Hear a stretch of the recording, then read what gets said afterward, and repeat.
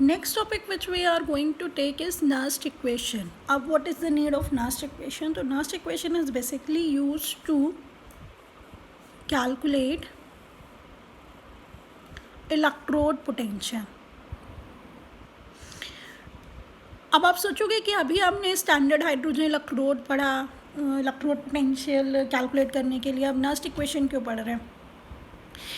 आप जब hydrogen electrode use करते हो उस केस में हम स्टैंडर्ड इलेक्ट्रोड पोटेंशियल कैलकुलेट करते हैं, और स्टैंडर्ड इलेक्ट्रोड पोटेंशियल के लिए आपको कंडीशन बताई थी कि स्टैंडर्ड इलेक्ट्रोड पोटेंशियल के लिए कंडीशन होती है, यहाँ पे स्टैंडर्ड का मतलब दो कंडीशंस हैं. एक कंडीशन आपकी क्या है कि टेम्परेचर जो होना चाहिए वो 25 डिग्री सेल्सियस होना चाहिए, और जिस कंसनट्रेशन में आपने जो इलेक्ट्रोलाइट की कंसनट्रेशन है वो कितनी होनी चाहिए, 1 मोलर होनी चाहिए.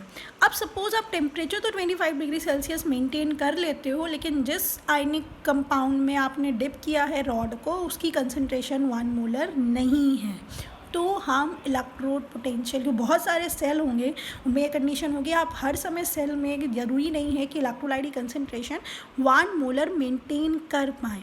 तो अगर 1 मोलर कंसनट्रेशन नहीं होगी तो फिर इलेक्ट्रोड पोटेंशियल स्टैंडर्ड नहीं होगा, और हम उसको कैसे कैलकुलेट करेंगे उसके लिए हमें नर्स्ट इक्वेशन की ज़रूरत पड़ती है. ठीक है, इससे पहले एक और चीज़ जो हमने स्टैंडर्ड हाइड्रोजन इलेक्ट्रोड करके निकाला था इलेक्ट्रोड पोटेंशियल, उसके लिए एक चीज़ है कि आपको ई नॉट सेल, नॉट मतलब स्टैंडर्ड है, वो आपका क्या था, E naught right minus E naught left पहले बताया था ना, या E naught cathode minus E naught anode. तो ये जब आप मान लीजिए मैंने जिंक के साथ पेयरिंग करी है हाइड्रोजन की, ठीक है, जिंक ले रखा है जिसका मुझे निकालना है और हाइड्रोजन के साथ पेयरिंग कर दी, हाइड्रोजन इलेक्ट्रोड के साथ हमने उसकी पेयरिंग कर दी. ठीक है, अब क्या है, क्योंकि जिंक ज़्यादा रिएक्टिव है हाइड्रोजन से, तो जिंक किसकी तरह बिहेव करेगी, एनोड की तरह बिहेव करेगी, और हाइड्रोजन किसकी तरह बिहेव करेगा, कैथोड की तरह बिहेव करेगा. पूरा आप सेल का पोटेंशियल निकाल लोगे किससे, वोल्ट मीटर से. मान लो कितना आ गया, ये 0.77 वोल्ट आ गया. ठीक है, अब कैथोड कौन है, हाइड्रोजन है, तो इसका इलेक्ट्रो पोटेंशियल तो कितना होता है, 0 होता है. और जिंक का कितना, जिंक को हम कैसे रिप्रेजेंट करेंगे, इलेक्ट्रो पोटेंशियल देखिए, अगर रिडक्शन पोटेंशियल आपको बताया था कि इलेक्ट्रो पोटेंशियल कन्वेंशनली डिसाइड किया गया है कि हम रिडक्शन पोटेंशियल ही लेंगे.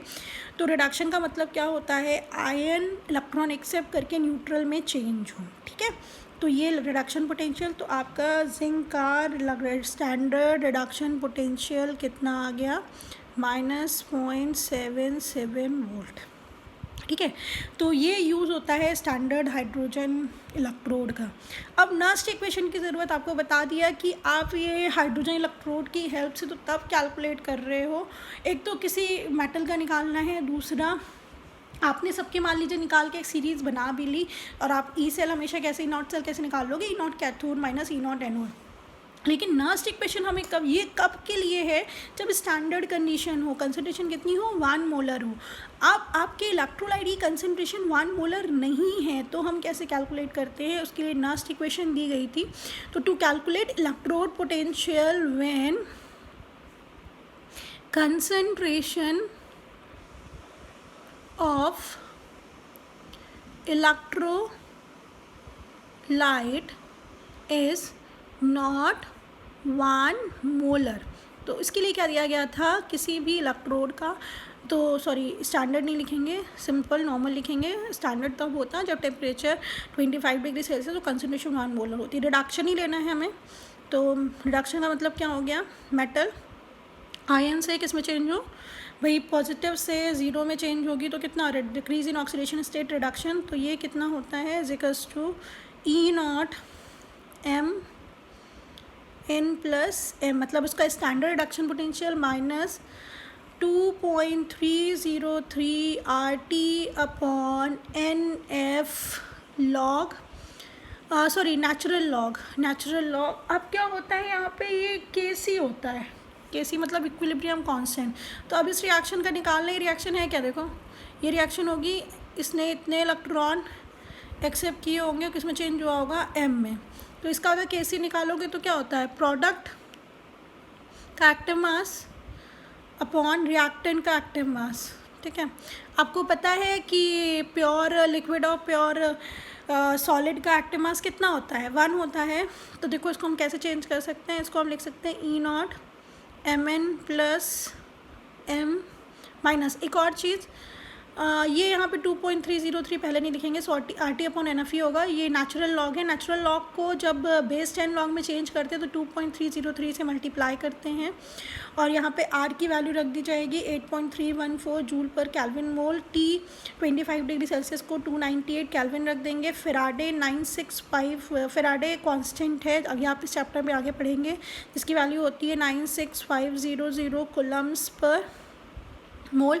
तो हम इतनी सारी वैल्यूज रख देते हैं, कौन कौन सी, ये जो नेचुरल लॉग है इसको बेस 10 में कन्वर्ट करते हैं तो कन्वर्जन फैक्टर क्या है 2.303। आर की वैल्यू रख देते हैं, आर कितना है 8.314, टेम्परेचर 25 डिग्री सेल्सियस 298 कैल्विन और ये फेराडे कांस्टेंट है, फेराडे कांस्टेंट की वैल्यू रखते हैं। तो उसको पूरा सॉल्व कर लिया जाता है, ये आपका आता है 0.0591 अपॉन एन। अब लॉग ये क्या हो गया 1 हो गया, क्योंकि प्योर सॉलिड का एक्टिव मास क्या होगा 1 होगा। अब ये n क्या है, n है number of electron exchanged, number of electron accepted. तो this is next equation for calculation of electrode potential of a electrode when concentration of electrolyte is not 1 molar। अब इस इक्वेशन को यूज़ करते हुए हम सेल का electrode potential निकालेंगे जब कंसंट्रेशन इलेक्ट्रोलाइट की 1 मोलर नहीं होगी।